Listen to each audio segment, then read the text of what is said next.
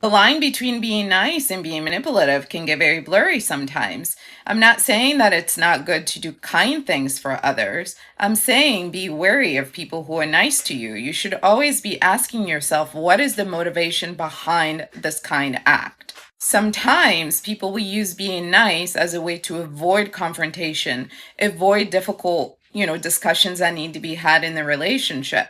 And in my opinion, oftentimes people who are attached to the label of being nice will make situations worse because they do not know how to handle conflict directly. So in trying to avoid being seen as a not nice person, they make simple conversations that can be resolved with just a quick conversation into a big bad mess where oftentimes they involve other people and manipulate and twist information behind other people's back to frame the story so that they look like the angel in everything. Sometimes people are nice to you because they want you to feel indebted to them. They want you to feel like you owe them something. So their niceness was really a tool to get you to attach to them.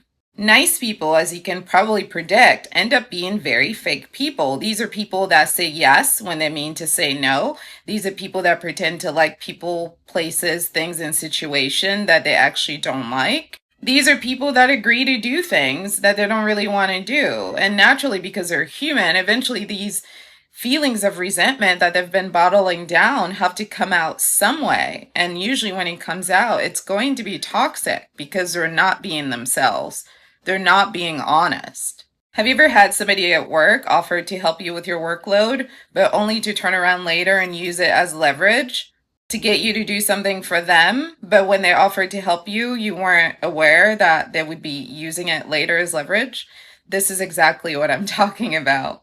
People that adopt being nice as a personality trait generally have a psychological complex, and it's rooted in avoidance of conflict and avoidance of rejection. In their mind, if they're constantly nice to everyone all the time and they're not getting into conflict with other people, that means they will be spared, they will be safe, they will be seen in a positive light, and they will always be protected.